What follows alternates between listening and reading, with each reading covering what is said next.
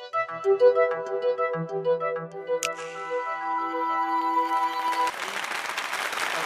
so I've got a stopwatch here.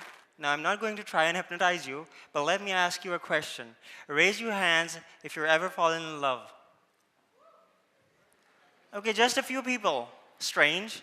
Okay. Raise your hands if you think you're stupid enough to raise them again. Yeah, that's what I wanted to see. You see, the first time you raised your hands, you created what was called as a spiral of silence. You gave me what I wanted to hear.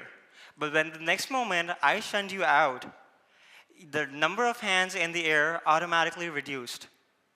You see, when we feel that our opinion is undervalued, we try to remove ourselves from being heard because of the fear of rejection and isolation in a society. When that happens, and a lot of social issues are shut down that way, it creates what we see it as a taboo or stigma.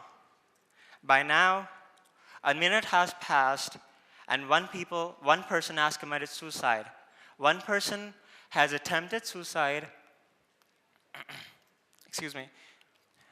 One person has attempted suicide, and in the next 40 seconds, one person is going to try and kill themselves. According to WHO, by 2020, around 1.5 million people would have killed themselves, with a 55% increase in the rate of men dying by suicide.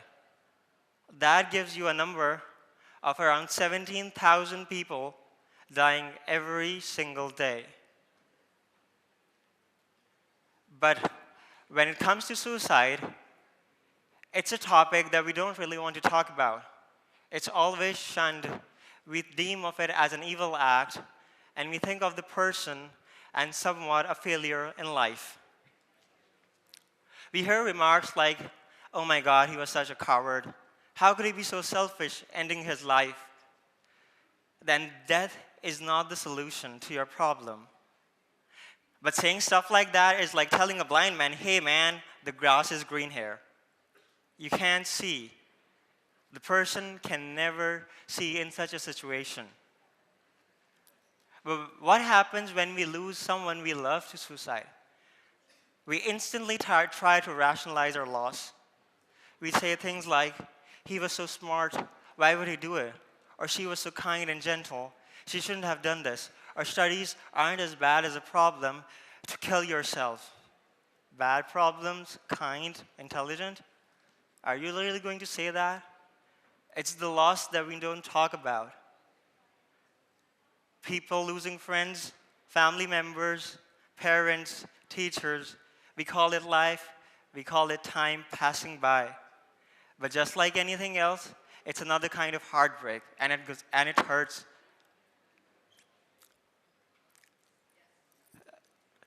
For major suicides, depression is the major cause of them. 90% of suicides are caused by severe depression that gets untreated. But depression doesn't happen one day. You don't really wake up one morning, you see the sun shining, and you say, "Hey, what a great day, I'm going to kill myself today." No.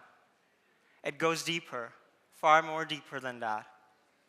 Do you remember the first time your child came home crying, asking you that they don't want to go back to school the other day? What did you do then? Did you tell him that things are going to get better? That eventually everything will fall into place? Or did you, like most of the parents, tell him that stiffen up your chin, be a man, go face it? Because if you really did this, you created another bully yourself. And the cycle of abuse continues to a point that forces hundreds of children as young as 11-year-olds to take their lives every single day. But this does not stop here. When a bully goes to a teenage, they know that they need to feel happy, and they find their ways to make them feel good. This reward system of our brain works like this. When you think you're happy about something, you want more of that.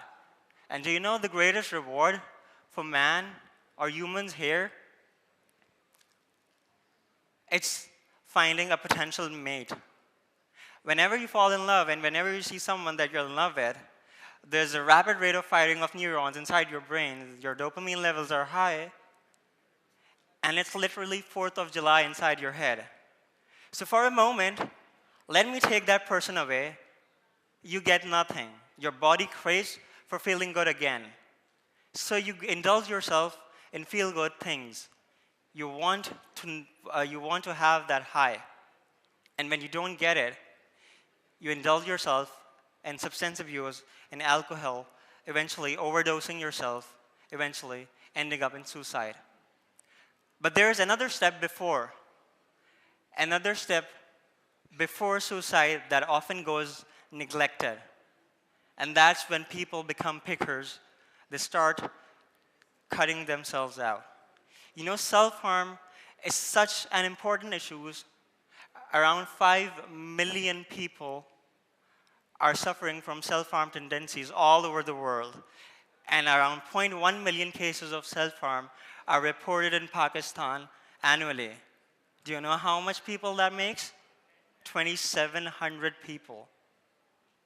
And do you know why it's disturbing? Because nobody talks about, do you really have any idea who that person could be? They could be your children.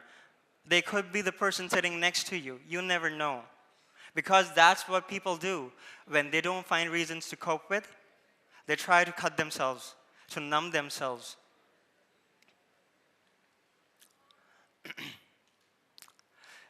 So all this cycle of suicide revolves from a really traumatic early childhood experience. And it gradually transforms over the year, worsening every single time that you take opportunities to help a person. Would you believe if I tell you that I tried to end my life 6 times? You wouldn't. And for all the reasons that I've just spoken about, it started with a traumatic childhood experience of bullying in high school. My junior high, it was awesome. My senior high, crappy. There was this guy that I specifically remember. He kept circling around my head every single time, and I couldn't speak a word because he would beat me up. And I was too mousy and too skinny that I couldn't complain. So it converted into various forms of self-harm tendencies, eventually leading up to suicide ideation. That was my point when I went for clinical help. 5 years ago, it was exactly the same reason that I was publicly shamed for my depression, suicidal tendencies, and CPTSD.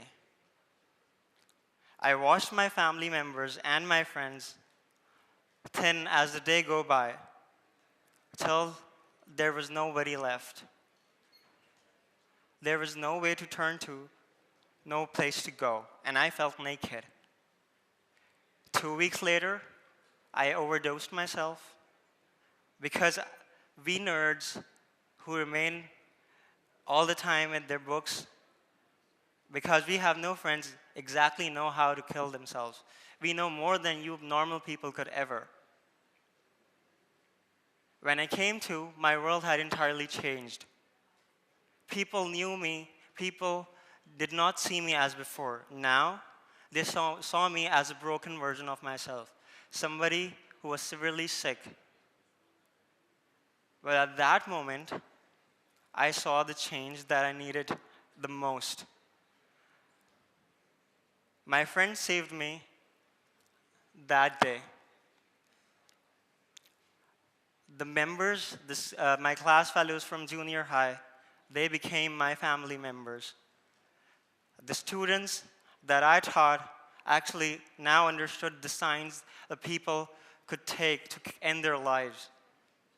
They now knew that when somebody is missing school, they should go and ask for them.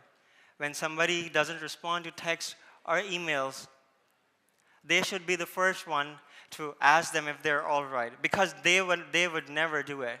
Because they're so afraid of the shame that they're going to get, that they tried to remain silent. Before today, people knew me as an author, as a teacher, as somebody who was researching something for the first time. Now, the world knows me that I'm struggling with something so severe as mental illness and CPTSD, and I struggle with suicidal thoughts daily. But that's not where the story ends. You see, I've been raised up in a manner that I don't believe in hocus pocus. I need certain scientific evidence. And there is nothing reactive that can prevent suicide, because suicide can only be prevented preemptively. So I had a relapse last year when I was applying for my visa. My brothers had left for higher studies. The younger one was in another city completing his internship. My sister was out of town. So I drove in the middle of the night to a nearby hospital, and I saw that doctor playing Candy Crush on his cell phone. And I knocked the window and I'm like, hey, can you listen to me? And he's like, I'm here. And I'm like, I'm feeling suicidal and I'm afraid I might kill myself today. Can you help? He barely raised his head while continuing playing with his game. He said, I'm really sorry, but this facility is not available here. You should drive to another campus. I mean, who was he kidding? You barely need 4 minutes to divert any person's attention when they're feeling suicidal. So I walked out of the hospital, and there was nobody on the street in the dead of the night, and I sat down at the curb, and I thought to myself, what's the point of existence when this is a battle that you're going to fight continuously again and again and again with no point? But then at that moment, I realized that if I'm struggling and if I'm still surviving, then there was something worth living for. And at that point, I remembered my younger brother, because he is the most closest person to me. And when he was leaving, he told me that, Bhaiya, I know that you are dealing with a lot of issues. And I know that it's hard, and I know that you can deflect anything the life throws at you. But if you ever feel the need, if you ever go to that point of no return, just give me a call. I want to hear you. Please let me know. And so I'm typing him a text, and I pause halfway. And I think he's in a new country, in a new place. He's having exams. He's already stressed out. Talking to him would only increase the burden over himself. And I can't do that. And at that moment, retrospection is really difficult. But I thought, what if the situation was reversed? What if he was in a dark place, and if he couldn't call me, I would have been trapped forever in a circle of the whys. Why wouldn't he call me? Why couldn't he speak to me? Why wouldn't he tell me? I knew everything from the beginning. Why? The amount of guilt would be so harsh that it would crush me forever. And that was the moment I realized how people feel when they lose their loved ones to suicide. And so I promised myself that I would get help from wherever I can. And I woke up and I wrote to the White House and I explained them everything that I was feeling. I went through the App Store and I searched for every single app that I could reach out to that would allow me to ask for help.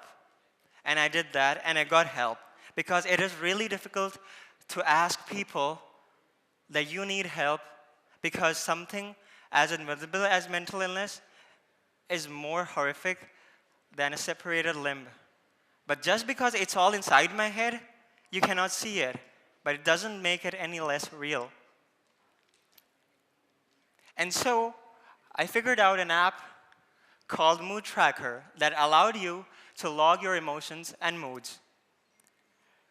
And it gave me an opportunity to saw so many people who have been feeling low, and they did not need to go and ask for help firsthand. You can directly approach it. And that gave me an idea that I've been working with the University of NED in 2014. We were working on cross-referencing cultural languages in Pakistan. And that was a very smaller project. And I thought, why not isolate emotions in my language? And that way I could track how a person is feeling in real time. So I came up with the idea of first Urdu Speech Emotion Database. And I went to 10 people, asked them to record me 10 voice samples in 6 basic emotions that we as humans are gifted with. And that was the exact moment I found the root cause of the 55% increase of men that would eventually end up killing themselves by 2020. Because when I approached women, they were really willing to give me their data. But when I approached men, they would say, I'm not recording my voice. Why would you use my voice? What am I doing here? So I got just 10 people to record 6 emotions. That would give me 10 multiplied by 10 multiplied by 6. That would make 600 voice samples. And 2.5 years later, with me as the only person working on this project alone, I managed to gather 300 voice samples with a data of 18,000 speech samples to give me something unique. Now you can see, this is a representation of the female pitch. You can see why they are so calm and collected and can easily manage stress while multitasking. You see, every single emotion is relatively averaged out as same. But let's wait when you see what happens to men. We don't know how to manage stress. We just don't. The only similarity that you can find is in anger, and that's right in front of you. And that's the difference in our society when we are teaching men to only express their anger as a sign of their masculinity and repress every other single emotion that has been gifted to them by God. And when they can't express themselves, they can't tell people how they feel. And when they can't tell people how they feel, they can't ask for help. And that's why they kill themselves so easily, because they feel they're a burden to this society and to everybody else. So I remember 2.5 years ago that I wrote on Google, what is the pitch of happiness? And there were no answers. And now, at this time, I specifically remember that when you used to give me to write an essay on your aim in life, I always blanked out. I spaced out, and then I would write, I want to become Dexter. That was the only cartoon that I watched, and I wanted to be that person. And now, I am proud to say that I am the first person in the world who has figured out that the pitch of happiness is 482 hertz.